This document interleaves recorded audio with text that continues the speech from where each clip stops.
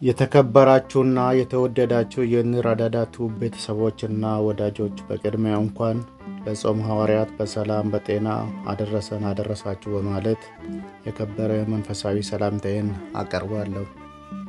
ዛሬ ጾም ሐዋርያት ወይም የሰኔ ጾም ለምን ይጾማል በሚል አንድ ቪዲዮ ይዤ መጥቻለሁ። ቪዲዮውን ላይክ እና ሼር በማድረግ እንድትጀምሩና በቪዲዮ መጨረሻ ላይ ስለ ቪዲዮ ያላችሁን አስተያየት በኮሜንት እንደምታጋሩኝ በመተማመን ነው። ጾም ሐዋርያት ወይም የሰኔ ጾም ለምን ይጾማል?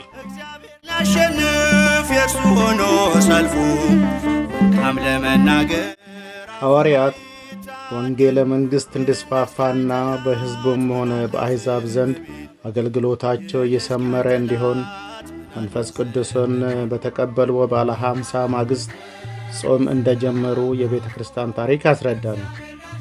ጌታችን መድኃኒታችን ኢየሱስ ክርስቶስ ለሐዋርያቱ በሰጣቸው ሥልጣን ድውያንን መፈወስና አጋንንትን ማውጣት እንዲሁም የተለያዩ ግብረ ተአምራትን ይፈጽሙ ዘንድ ጸሎትና ጾም ያስፈልጋቸው ነበርና በማቴዎስ ወንጌል እንደተጻፈው ጌታችን ጋኔን ያለበትን ልጅ ካዳነው በኋላ ሐዋርያቱ ስለምን እነርሱ ጋኔን ከሰው ማውጣት እንዳልቻሉ በጠየቁት ጊዜ በማቴዎስ ወንጌል ምዕራፍ 17 ቁጥር 21 ላይ የተጠቀሰውን ኃይለ ቃል ጠቅሶ ነግሯቸዋል።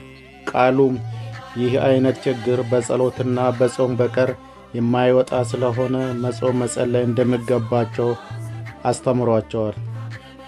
ሐዋርያት ጌታችን መድኃኒታችን ኢየሱስ ክርስቶስ ግብረ ተአምራቱን ሲፈጽም ጾምና ሲጸልይ አብሮት ሆነው አይጸልዩም ነበር።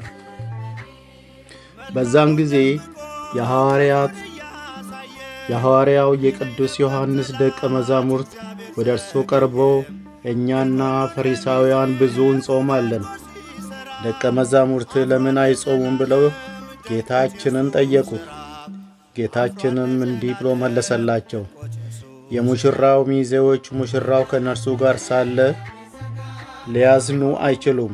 ነገር ግን ሙሽራው ከነርሱ በሚወሰድበት ጊዜ ይጾማሉ ስል በማቴዎስ ወንጌል ምዕራፍ 9 ቁጥር 14 እና 15 ላይ በዝርዝር አስተምሮ ነግሯቸዋል። ሙሽራ የተባለውም ጌታችን መድኃኒታችን ኢየሱስ ክርስቶስ በምድር ላይ ነገር ድህነትን ፈጽሞ እስኪያርግና መንፈስ ቅዱስ ሚዜዎቹ በተባሉት ሐዋርያት ላይ እስኪያድር ድረስ አልጾሙም ነበር። ከዚህ በኋላ የጌታችንን ጾም ተከትለው መጾም እንደጀመሩ ጌታችን መድኃኒታችን ኢየሱስ ክርስቶስ አስቀድሞ ተናግሯል። ያለ ጾምና ያለ ጸሎት አገልግሎት ሊሰምር እንደማይችልና ጠላታችን ዲያብሎስንም ማሸነፍ እንደማይቻል አስተምሯል። ቅዱስ ጳውሎስም በሮሜ መልእክቱ ላይ መልካሙን የምሥራች የሚያወሩ እግሮቻቸው እንዴት ያማሩ ናቸው ብሎ እንደተናገረው ሐዋርያት በዓለም ዙሪያ በ72 ቋንቋ ማስተማር የቻሉና ተልኳቸው የሰመረላቸው አስቀድሞ በመጸለያቸውና በመጾማቸው መሆኑ ይታወቃል። ቅዱስ ጴጥሮስም ስለ መድኃኒታችን ኢየሱስ ክርስቶስ በሥጋ መገለጥ፣ ስለ መዋዕለ ትምህርቱ፣ ስለ ስቅለቱ፣ ስለ ትንሣኤው፣ ስለ ዕርገቱ እንዲሁም ስለ ዳግም ምጽአቱ ካስተማራቸው በኋላ በአንድ ቀን 3000 ሰዎች ተምረው አምነው እንደተጠመቁ ያስተምራል። እኛም ወደፊት ሕይወታችንን ለማስተካከል በጾምና በጸሎት ልንጠነክር ይገባል። ይህ ካልሆነ ግን መንፈሳዊ ደሞዝተኞች እንጂ ባለትሩፋቶች መሆን አንችልም። ደሞዝተኝነት ደግሞ ቅጥረኝነት ስለሆነ መሪም ተመሪ መሆን አይቻልም።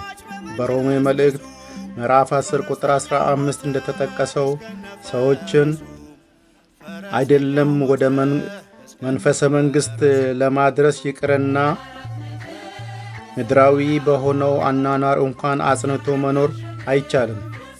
መንግሥተ ሰማያት ተስፋ በማድረግ መኖር ካልተቻለ ሰብአዊነትም ሊኖረን አይቻልም። ጌታችን መድኃኒታችን ኢየሱስ ክርስቶስ ራሱ ጾሞ ጾምን እንዳስተማራቸው እነርሱንም እንዲጾሙ ባዘዛቸው መሠረት በመኖርና እስከ መጨረሻው በመጽናት የሰማዕትነትን አክሊል እንደተቀዳጁ ሁሉ እኛም በጾምና በጸሎት በመትጋት እስከ ህልፈተ ሕይወታችን በሃይማኖት ልንጸና ያስፈልጋል። ነፍስን የሚያለመልምና በቅድስና ሕይወት የሚያኖር መብላት መጠጣት ሳይሆን በወንዝ ዳር እንደተተከለችና ሁልጊዜ ፍሬዋን እንደምትሰጥ ዛፍ ነፍሳችን እንድታፈራ የሚያደርግ ጾም በመሆኑ ሁላችንም ንስሐ ገብተን የበደልነውን ክሰን የቀማነውን መልሰን በጸሎትና በስግደት ልንጾም ይገባናል። የኢትዮጵያ ኦርቶዶክስ ተዋሕዶ ቤተ ክርስቲያንም በየዓመቱ የሐዋርያትን ጾም በማወጅ ሕዝበ ክርስቲያን እንዲጾሙ ታደርጋለች። በዚህም ዓመት ጾሙ ከሰኞ ሰኔ 2 ቀን እስከ ሐምሌ 5 ቀን 2017 ድረስ በመሆኑ መጾም ያስፈልገናል።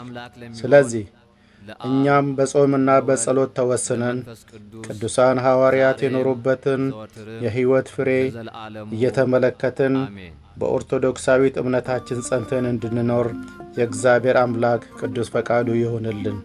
የዛሬውን በዚሁ አበቃው። ወስብሐት ለእግዚአብሔር ወለወላዲቱ ድንግል ወለመስቀሉ ክቡር። ይቆየ።